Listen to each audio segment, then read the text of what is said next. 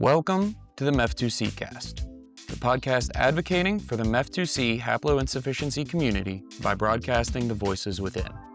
I'm Eli. And I'm Haley. This is Advocacy Amplified. Do you have questions, comments, or a story to share? Want to be a guest on the show? Connect with the MEF2C Cast on Facebook, mef2ccast.com, or email us at mef2cast@gmail.com.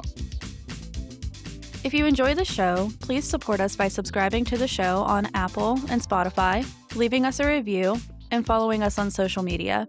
You can also buy MEF2C Cast merch at our Shopify store, linked in the podcast description. The MEF2C Cast is for informational and entertainment purposes only. Views expressed are those of the hosts and guests and not necessarily of the podcast or its sponsors. This is not medical advice. Consult a healthcare professional for medical concerns.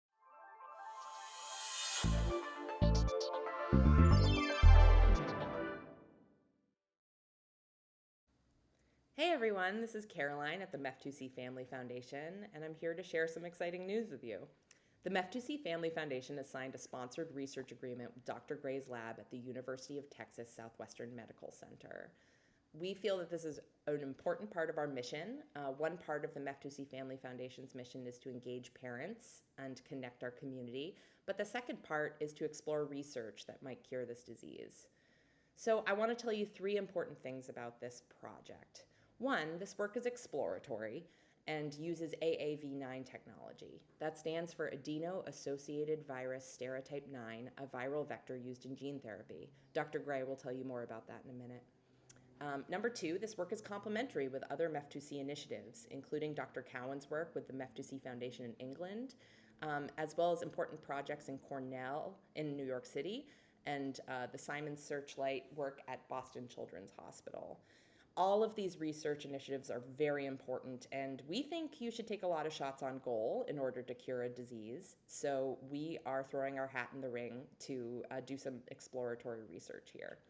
And number three, we need you to learn how you can help us. Stay tuned after the interview to learn more about community fundraising efforts. I hope you enjoy this interview with Dr. Stephen Gray. Sounds good. Alrighty, hi everybody, and welcome to the MEF2C Cast.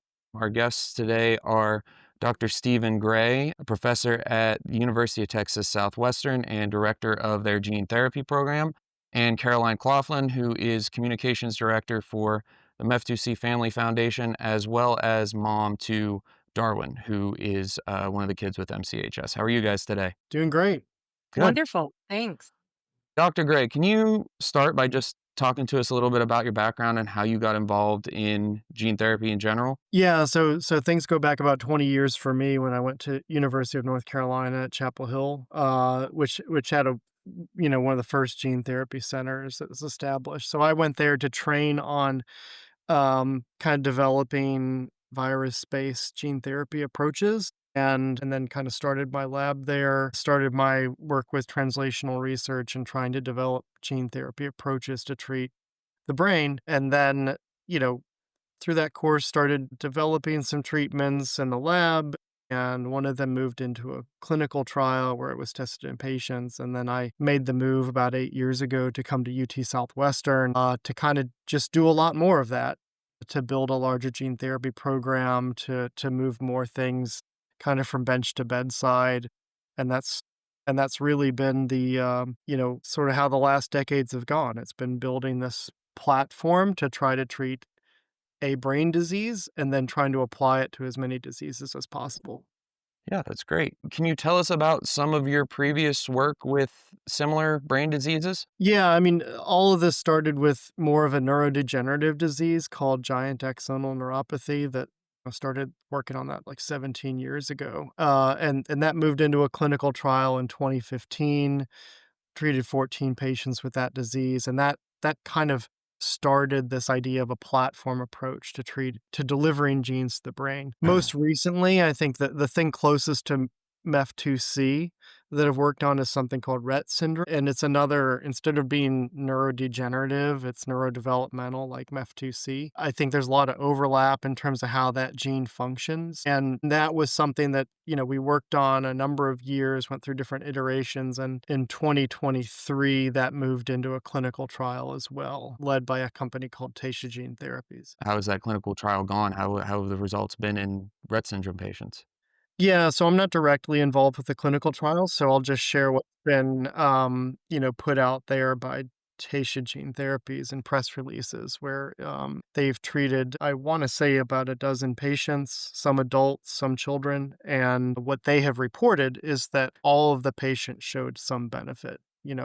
I think not what we'd all call a cure of patients just regaining all their functions, but all of them have, Yeah, well, and it's important to point out that a cure may not, especially with things like MEF2C, like a cure just may not be possible because of the role of the gene in development, as I understand it. And, there may be a certain age at which you can rescue symptoms, and then there may be a point of diminishing returns. So, that's not to be pessimistic, but that's just to point out that just because something doesn't magically fix everything doesn't mean it wasn't a success.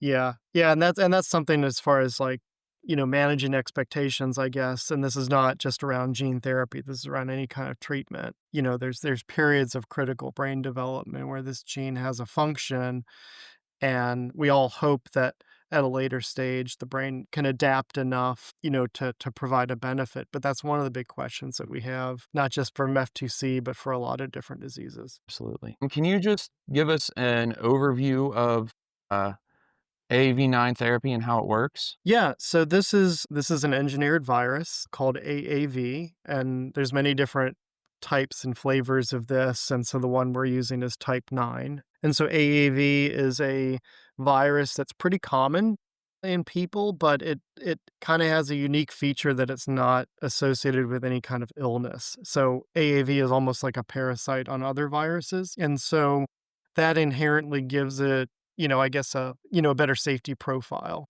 And then we just gut the virus, pull out any of the genes that the virus would normally carry, and then replace that with a therapeutic gene like MEF2C. So in essence, it's like a molecular mail truck. It's just a shell that carries that genetic cargo. Almost like a Trojan horse. Yeah, yeah, yeah, and it's not something that's gonna replicate or spread. They're just like these little molecular nanoparticle, kind of biological nanoparticles, and but with that, we have to inject very, very high doses because it's not like a virus is gonna go in and then correct the DNA in the whole body. We're trying to target it to as many cells across the body that are important for the disease as we can, and we're never gonna replace the gene in every cell in the body. So that's where a lot of the therapeutic benefit can come in, is like how much can we push that technology to treat as many cells across the body as we can, as many neurons as we can. Mhm. So just to back up a little bit, if Yeah. I'm, and correct me if I get anything wrong here, but so the viruses can go in and sort of insert themselves into the DNA of a cell and replicate that way. So by putting a corrected copy of the MEF2C gene in this virus shell, you can use that to augment the cells and give them that correct copy of MEF2C. Is that correct? Yeah, and we've gutted the virus such that now it won't replicate. So it's just very good at delivering the gene to the cell, but then it stops. So what are the pros and cons of AAV9 specifically as opposed to other kinds of gene therapy? I mean, there are a couple other versions of AAV that people are using, but aside from AAV, there's really not any technology that can efficiently deliver like a whole gene broadly across the brain. There's a lot of approaches of technology that people are trying to develop, like, different sort of chemical nanoparticles or other viruses or things. But right now, AAV is at the forefront of this, and it can achieve what no other technology is currently able to achieve. Obviously, your focus right now is the brain, and I would say that's probably the most important thing when it comes to MCHS, but it does seem to affect other tissues as well, such as muscular and seems to have a role in cardiac development. Is this therapy something that could eventually be used to treat those tissues as well, or is it only brain specific? A lot of that depends on so the virus itself, even though we're targeting it to the brain, it will still spread and go to the liver, to the heart, to the muscle, to other organs. Um, that can be like a byproduct or that can be good, and in this Mhm. case, I think that we want to deliver it to the muscle and to the heart and to other Right. organs. So so that's a bonus for us, and we just have to be careful with how we design it so that it's expressed in those other tissues because the virus can go there, but then depending on how we design the DNA can like only be active in neurons or only be active in other cells. Gotcha. So take us through the actual process of your plan for developing a treatment for MCHS. Right. Well, so we're relying on this platform that we've been using for literally dozens of other diseases.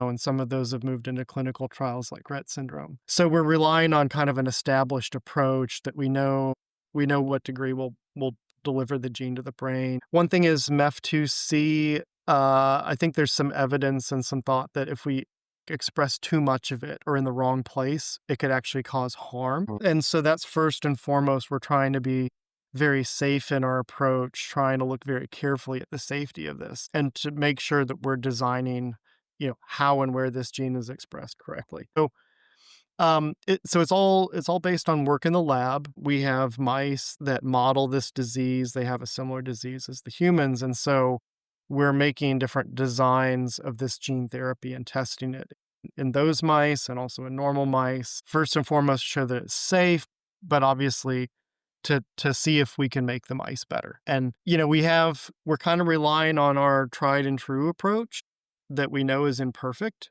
kind of this platform, but we're also looking at there's some exciting advancements in AAV technology where we might be able to deliver the gene even much better than what we have in the past. And so we're kind of keeping one hand on all the new technology fronts and kind of pursuing both things at the same time. Like, can we take our tried and true method, but then can we also be looking at and testing approaches that could be substantially better? How have your experiences with other rare diseases changed your approach to these projects? Well, I mean, everything starts with the patient.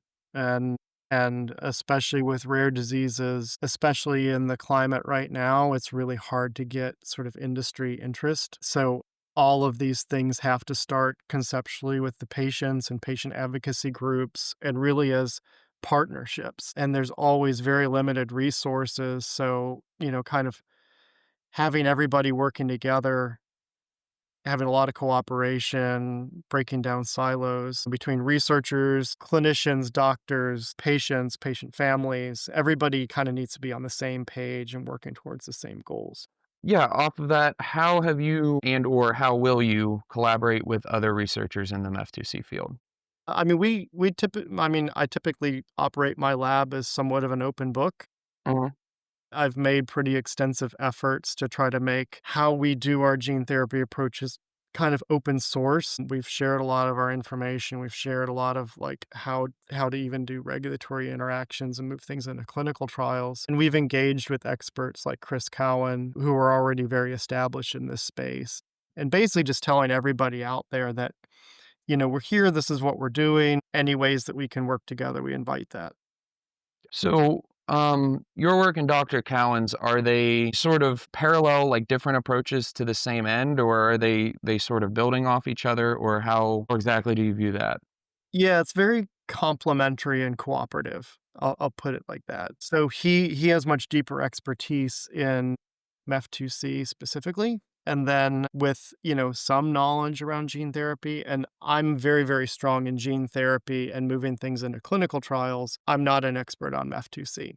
And so, he's much more of a disease expert that's doing some work in gene therapy. I'm coming from the other perspective. So in terms of us working together, there's some overlap, but we're trying to coordinate our efforts so that there's not redundancy, if Yeah. that makes sense. So we're working efficiently, sharing knowledge, sharing resources, working towards the same goal. Absolutely. Are there any challenges in particular that MCHS poses as opposed to other rare diseases when working with this therapy? Yeah, I mean, the biggest thing is kind of this anticipation that there's gonna be some dose sensitivity of the gene, and gene expression. So there's some diseases that we've worked with that are very straightforward. We deliver the gene, we express the gene. We could express a little bit, we could express a lot, and it really doesn't matter. It's we've got like a wide window of what's safe and tolerated and effective. I'm just anticipating with this that we might need to be a lot more careful about how we regulate how and where MEF2C is expressed. Um, and I touched on this earlier a little bit, just in the case of Rett syndrome, that was definitely the case. And we hit a lot of obstacles that seemed insurmountable at times, where we couldn't get that mix right and where we could make the mice a little bit better, but then we were also making them worse. And it wasn't until we kind of developed some innovations in terms of kind of putting some buffers and safeguards in terms of how that gene is expressed that it kind of created that secret sauce that made the treatment work, but also be safe. So So sorry, in that's a long-winded answer, but I'm just gonna be really upfront with everybody that this MEF2C may not be as straightforward as a lot of other gene therapy approaches that have rapidly developed. We might Yeah. get lucky, Mhm. but there's definitely some pitfalls that we're anticipating that we might encounter. Right, yeah. I mean, that makes sense because, I'm not super familiar with Rett syndrome and the symptoms outside of like the neurological symptoms, but I know like it seems as though the more we learn about MEF2C, it's involved in almost everything. You know, neurological development, there's emerging research around immune function, muscle fiber type, like I'm differentiation, that's the word I'm looking Yeah. for. There's some research around that, cardiac tissue. So it's no surprise that when something is operating in so many different things, that it's going to make it more complicated. So, you said uh, you've developed ways to target like the neurological tissue specifically. So long term, could you have one treatment that targets the brain, one treatment that targets muscular tissue, one treatment that targets the heart, and be able to attack all these things with their own specialized treatments? How do you look at all that? Well, I mean, in an ideal situation, we would design, not one ring to bind them all, one vector to treat them all. Mhm. So like it would be ideal that we would have something that would treat like the brain and the muscle, at the same time. But what we want to focus mostly on the most critical aspects of the disease that kind of create the biggest burden to the patients and families, and then work from there. But it could very well be in the future that you've got, a treatment that's good, but it's not addressing everything. And then you're bringing in other sort of alternative treatments to kind of tie everything up. And Right. you see that, and it's not necessarily all gene therapy treatments. There may be that the gene therapy is able to treat the brain disease, and that would be the hardest aspect of the disease to treat by other methods. And then you could have some other treatment or compound or something that's like treating the muscle. Yeah. Well, so where exactly does the work you're going to do fit in the process of getting a therapy from a concept to a patient's bedside? Right. Yeah, and so we've got quite a bit of experience now with kind of these steps in this pathway. So it all starts with doing those initial studies in the laboratory to show, basically where you're trying to treat mice the same way that you would be treating humans, kind of equivalent doses, equivalent ages, equivalent disease stage. You really kind of kick the tires in terms of challenging, you know, how that therapy may or may not work. And so you're looking to see a benefit in the mice that, that we all feel would be a meaningful benefit in a human, and then also looking really closely at safety. And, sometimes it's like, oh, well, the mouse looks fine, but no, like really dig deep and look at it and, and say, is it really fine? So once you have that initial sort of laboratory safety and efficacy data, then that's a good time to go to the FDA and tell them that, hey, I've got a treatment and I've got evidence in the lab that shows that I think that this could benefit these patients. And then you outline the plan to them of like the steps that you think you need to get to go into a clinical trial. And that would include formal toxicology studies, how you're going to manufacture the drug, how you'd plan to do the clinical trial. And then you get that feedback from the FDA, and that really sets your solid roadmap. And then you know exactly how you need to do your toxicology studies, how you need to manufacture your drug. And then if you go through those steps, then that should get you to where you can apply apply to the FDA to test that new therapeutic in a first in human study. And then it's actually trying to carry out the clinical trial, which Gotcha. again, I just want to emphasize everybody's like, we're going to start treating patients.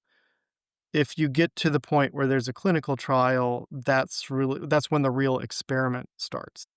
Mm, And it would be heroic volunteers to be those, those test subjects to initially evaluate how that drug looks like in a human. right. So you would do all of that, and then when it's approved for clinical trials, when you would hand it off to someone else to start that process, is that correct? Yeah, I mean, if we've got a very integrated team at UT Southwestern. Right. It's really a translational pipeline. So for us, it can be designed a number of different ways. I mean, you can design a clinical trial to have, a dozen different sites across the country, across the world, and have a really complex structure. Or you can just start with, a small, kind of doctor initiated study in one location. And so, that's something where on our end, when we're driving something forward, then we're always bringing in the clinicians, the doctors that would be actually treating the patients and monitoring them. We're bringing them in an early stage where they're helping with the planning. They've got this on their radar, and so that way, as we're submitting the application to the FDA to start a clinical trial, we're also doing all the activities to be ready to start that trial. Gotcha. So, and obviously, this is dependent on a very wide variety of things. But what is your tentative conservative sort of timeline on how long it might take from when your project starts to when you're ready to hand it off to the clinical trials? Well, I mean, we're just starting the laboratory research right Right. now, so I know everybody wants to talk about clinical trials, and that's exciting, and, we're even conceptually a long way from that. The fastest that we've moved from basically where we are now to treating a patient, the fastest that that's happened of all the things that we've worked on is about 3 years. Gotcha. Mm, yeah, but if we hit any roadblocks or other things. I mean, it's very easy for that to take longer. Conceptually, it's possible for it to happen faster, but, you know, years long process. So, what do you envision, maybe you can say based on some of your other work, the actual treatment looking like? As in, like, if tomorrow this was magically approved and a patient walked into an office to receive this treatment, what would their experience be? So the traditional approach that this platform that I spoke about that we've been building over the last 15 years is basically the drug is injected via spinal tap. Um, so the patient will be sedated and it's infused kind of in the lower end of the spine into the cerebral spinal fluid over about 10 minutes. And then, patient recovers from anesthesia and that's basically it. Then it's all the follow-up to kind of monitor, for different aspects of safety and then monitor for hopefully improvement. The patients, when we're doing in these injections, the doses that we've been using right now, the AAV particles, we're injecting about 1 quadrillion engineered virus particles, which is that's more than the number of cells you have in your body. It's about 10,000 times more virus than you would have in your body at the peak of a COVID infection. So it is not trivial. And I'm saying this to kind of scare everybody that it's not trivial. And we've done this, we've done it safely. We do incorporate a degree of immunosuppression just to kind of tell the body to calm down, don't worry about it, and let the virus deliver the gene and then go away. So, would there be, you said there's immunosuppression, immunosuppression.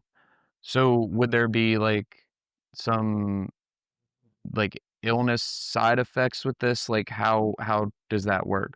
Yeah, I mean, this is not immunosuppression like you would get, if you're getting chemotherapy and a bone marrow Right. transplant and things. Like, this is relatively mild, subjects, patients in our clinical trials, like, they're still able to go back to school, still able to, interact normally. They will be at a little bit higher susceptibility to have infections, but we're not, like, destroying their immune system. Have you factored in the fact that children with MCHS or whoever adults might already have compromised immune function to begin with as well? Yeah, I mean, that's something that'll need to be considered. I'd say that we haven't, gotten that far in our Right. it's something that we'll have to, consider and kinda mitigate, but, um, Gotcha. Yeah. should say that, like, that's kind of our traditional approach, like, that's what we've been doing with all of our clinical trials. There's some newer sort of next generation AAV technology that's really emerging that's very exciting, and that would be something that would just be an IV injection, but it would still come with some of that immunosuppression. Gotcha. We'll talk more about the future Okay. therapies in just a Yeah. minute. How frequently would patients need to receive these It would be one time. It's one time in terms of where the gene therapy is administered, and then there'd be kind of follow-ups just monitoring safety labs and everything else just to make sure that everything is okay. So it's one time, and that's, like, what's exciting about gene therapy is it's one time, but it's also once we inject that many AAV particles into somebody, even with the immunosuppression, they develop immunity against the virus. So it becomes very difficult or potentially impossible to redose them later. So let me see if I'm understanding you correctly. So you said you design the virus so it doesn't replicate. But once the corrected gene is inserted into the patient's cells, those cells can then replicate that corrected gene. Is that correct? Is that how that works? Well, the cells will maintain that DNA, and Right. let's say, like, your muscle fibers are very, very long-lived, your neurons are permanent. The neurons you have now are the same neurons you're gonna have when you die. So they will permanently maintain that I see. gene. So the virus will deliver the gene, and then the gene is there, and then the virus is gonna go away. Gotcha. But the cells retain that gene. But the cells retain that gene, but then the body will have seen this massive amount of AAV virus, and, you will have sustained high levels of antibodies against AAV Right. for definitely years to come. Gotcha. Yeah, that all makes sense. So let's talk a little bit about those future therapies you mentioned earlier. What are you most excited about? Yeah, what I'm really excited about is there's some innovations that's kind of been a long time coming. People have been working on this for a while, and just in the last couple years, it's come to fruition where they're taking, like, the AAV version that we're using and just making some small modifications on the surface of it that really will turn it into like a Trojan horse. You used that analogy before, but it's a Trojan horse to get across the blood-brain barrier. So this is your brain is designed, it needs a lot of blood flow to meet the energetic demands, but it has safeguards in place called the blood-brain barrier to kind of prevent things coming from the blood and getting into the brain that shouldn't, like viruses. And so that's a big barrier for kind of drug delivery in general. That's why brain diseases are really hard to treat. There's been some innovations of modifying AAV to turn it into like this Trojan horse where it gets transported across the blood-brain barrier and penetrates into the brain much, much more effectively. So that kind of changes the whole situation where delivering the virus into the spinal fluid, we can deliver it across the brain, but the efficiency is kind of maxed out at something where we're treating less than half of the cells across the brain, minority. But then some of these newer versions can be injected into the bloodstream IV, and at least in animals, they're seeing where it's getting 50, 70, 80% of the neurons across the brain that are getting the gene. So in addition to being easier to administer, we're doing an IV injection instead of a spinal tap. I think that there's the potential that these are going to work much, much better. That's really exciting. Are there any other emerging technologies? Everybody wants to talk about like AI these days, like AI drug discovery, or you know, it doesn't have to be AI. Any other emerging technologies that you could see really changing the game in the next 10 years, let's say? Yeah, I mean, honestly, the improvements in capsid technology and some of that is definitely assisted by AI, and machine learning approaches. But the advancements in the AAV technology is really a game changer for the whole field for treating brain diseases in general. And I think on the other side, kind of the boring side that nobody talks about is like manufacturing costs. The Mhm. AAV-based drugs are incredibly expensive to manufacture, and there's been advancements in even the last couple years that's probably dropped those costs, tenfold. And so, and that's probably gonna continue. So, these are kind of like boring things to talk about in some ways, but one of the big difficulties with developing, especially AAV-based gene therapy, is the cost of it. And even when you have a FDA-approved drugs, the price tags on these are very, very high. And so, if we could administer lower doses through better AAV technology, then they're safer, they're cheaper to manufacture, and then, if the manufacturing itself is getting cheaper, then it's even cheaper still. Yeah. Yeah, and I can go on in some of the implications of that because it's also if you're trying to treat patients through, like a company, then, companies can raise capital and they can meet those costs and they can pass on those costs. But if you're trying to treat patients through kind of nonprofit type models, then, if your drug manufacturing costs are in the hundreds of thousands of dollars per patient, that's not feasible. But if it gets down into the thousands of dollars per patient, then all of a sudden those models start to open up. Right, yeah. Yeah, I mean, it's definitely not boring if you're the one paying for it. Yeah. Happy to hear all that. What about I would imagine that when these treatments initially come to market, there are some issues with getting insurance to cover them. Has that been a problem you've seen? Are there any strategies to kind of overcome that? Yeah, yeah, to be honest, I'm probably not the best person to speak to that because I Sure. develop these therapies, but Right. I'm not a physician administering them, so I don't deal with insurance companies. But generally speaking, I mean, these are very expensive, and I think it's to the point where people, simply can't pay out of pocket. Right.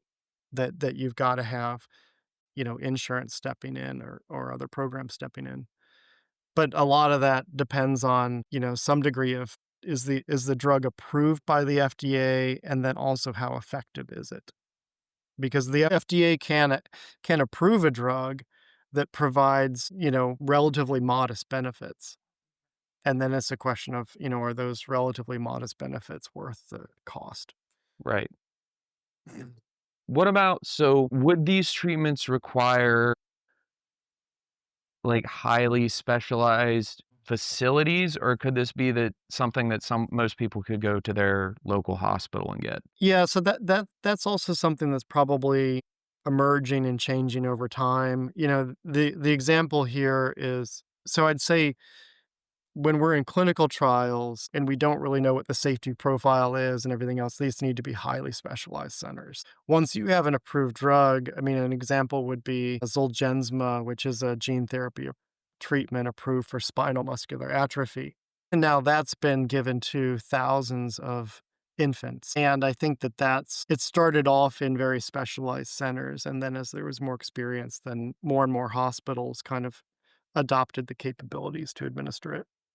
Gotcha. I didn't know if there are some drugs that maybe are unstable and need like very specialized storage conditions or some sort of highly specialized equipment to administer. So, like we live in like essentially the West Virginia, Pennsylvania, Ohio tri-state area. So like we have to drive an hour and a half in any direction to get to a half decent hospital. So I Yep. just didn't know if, once these become available, how hard is it going to be to get to a facility that actually has the means to administer it? Yeah, I mean, your situation sounds like when I was a teenager living in rural Alabama. We were like Mhm. 100 miles from anywhere. Well, and keep in mind too, this isn't a drug that you're gonna have to go to an infusion center every 2 weeks.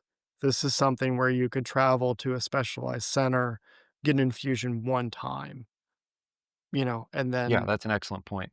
yeah. Yeah, gotcha.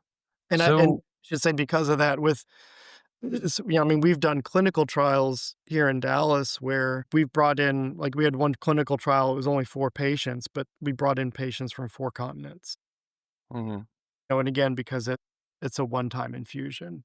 right, absolutely. So, sort of in conclusion here, what message do you have for our audience, and what can families do to help? Well, it's really, sorry, we're at the early stages of this. I think that you've got the right team.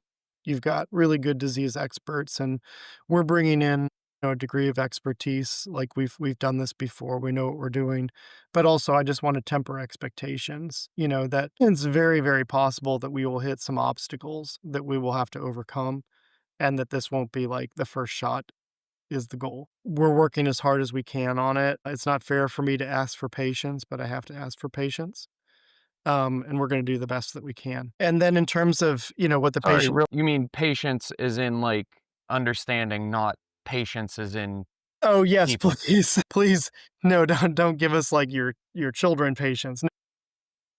No, give us grace, um, um, yeah, understand that these things take time and they can be difficult, but we're I think that we're taking the best shot at it that we can. Yeah, the other thing is, just try to be as, as a patient community, try to be as organized as possible, participate in registries, if there's opportunities to participate in things like natural history studies. The better picture that we have of this disease, the better we're able to treat it. And ultimately, if we have drugs that we're testing in patients, the greater understanding of the disease that we have, the faster those drugs can get approved. Right.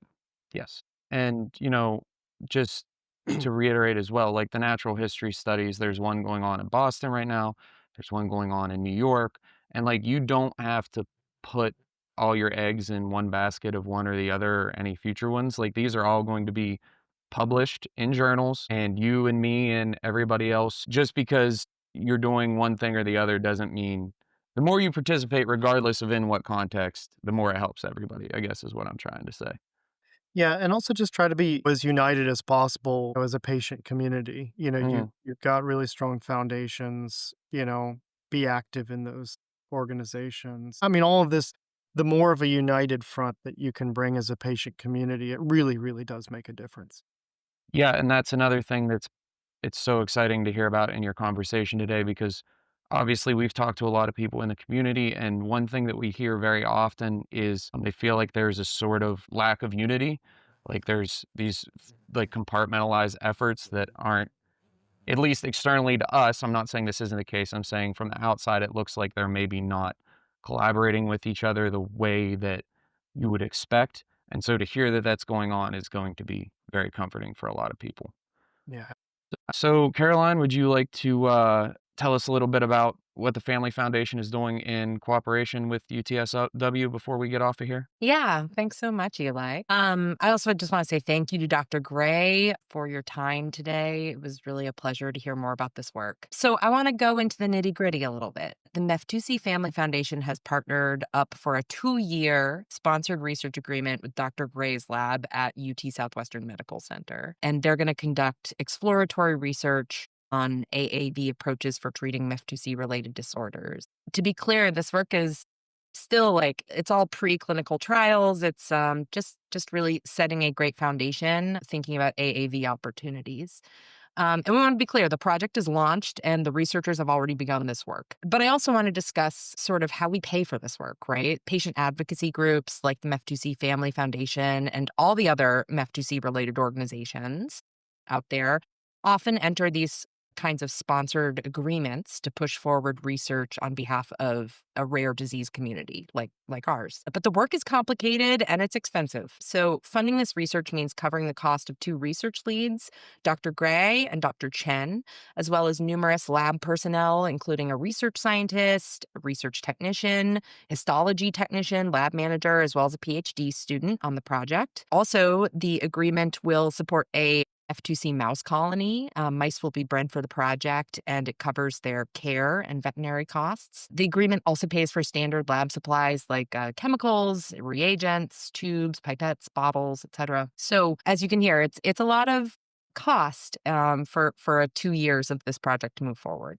So at the MEF2C Family Foundation, we want to be as transparent as possible with our community about this project and what we're hoping to do. So we, as an organization, the MEF2C Family Foundation, has agreed to fund this project for the duration of 2 years, and we've signed on for a total cost of nearly $420,000 to do so. And thanks to all of our community's wonderful efforts already, including donations and fundraising campaigns, we've already raised more than half of the cost for this project, which is great. We're already halfway there. But we are launching a campaign, Mission MEF2C, to help raise the last $200,000 to get this exploratory research funded for a second year of work. So what I want to say to our community is, as the holiday giving season is coming up, consider connecting with friends and loved ones and highlight your loved one, your MEF2C kid or sibling, and encourage folks to make a donation in their honor to this worthy work. And if you want to help us make an impact, you can learn more on our website about all the ways that you can raise funds, including just online shopping. We have a lot of partnerships with websites where you'll make a small donation to our cause as you're online shopping with organizations like bookshop.org. But if you want to check out all of the ways that you can help us raise funds, go to mef2cfamilyfoundation.org/donate. And you can also find custom social media graphics, giving email templates, and more. We've tried to make it as easy as possible for you to share this opportunity with your community. I also want to say that we have a small group of parents that meets regularly to discuss fundraising campaigns and ideas. If you're feeling really motivated to help us push this to make our $200,000 goal, we'd love to have you on these meetings, and you can contribute your thoughts and help think of broader ways that we can motivate our community to get this initiative funded. So if you want to be part of it, please contact us at hello@mef2cfamilyfoundation.org. Yeah, so I think that's it, Eli. Yeah. I would say attend the Parent Connects as well if you can. I know it's difficult because we're literally spread all over the world. So just from a logistical standpoint, it's difficult to get very many people on it at once. But it's it's always so wonderful to just connect with other parents who understand you. I called Meredith last night for something about this podcast, and we ended up talking for like 15 minutes just about the kids. It's really genuinely, like, nourishing and comforting to just talk to people who you can tell understand exactly what you're going through. Yeah, I can't overstate the importance of community and Mm, just connecting with folks. It's a rare disease. We're pretty isolated from one another. Like, getting together feels really good. There's a lot to talk about. So right, thanks yeah. for that, Eli. And you touched on the holidays coming up as well. I know can't remember the name off the top of my head, but there's some sort of program where you can buy gift cards and Mhm. the family foundation gets a kickback, so Yeah, we if you're have more information about that on our donate site. So again, that's right. Yes. mef2cfamilyfoundation.org/donate. You can see Yes. all those hyperlinks there. Right, and I'm sure everybody's buying at least one gift card to give to somebody for the holidays, so and even if you're feeling really motivated, like, you can if you shop for your groceries at Walmart, you can buy a Walmart gift card and use that for your groceries. You don't end up spending any more money, but the MEF2C Family Foundation gets a kickback. That's exactly right. Yeah, we've got a So, few of those wonderful wagons. There's Billy several Shoe different ways. Yeah, Billy footwear for sure. Also, we have a new giving platform available where folks want to give crypto or stock, which actually has a lot of great tax advantages. So, as you're looking towards tax season next year and wrapping up this year, if you'd like to do any charitable donating, we have a lot of great ways to be able to give on the website. Yeah, absolutely. Alrighty. All right, thanks so much for this. It was great. Yep. All right. So, and to our audience, you can as always connect with us on Facebook. You can email us at mef2cast@gmail.com if you have questions, if you have comments, if you want to be a guest, your story is worth sharing. So please let us know if you want to come on and we'd be happy to have you. You can visit our website at mef2cast.com. And we also have a Shopify store. It's linked on our website and in the link of the description. So if you guys really like the show, if you have the means, go buy a t-shirt. So, alrighty, thank you everybody.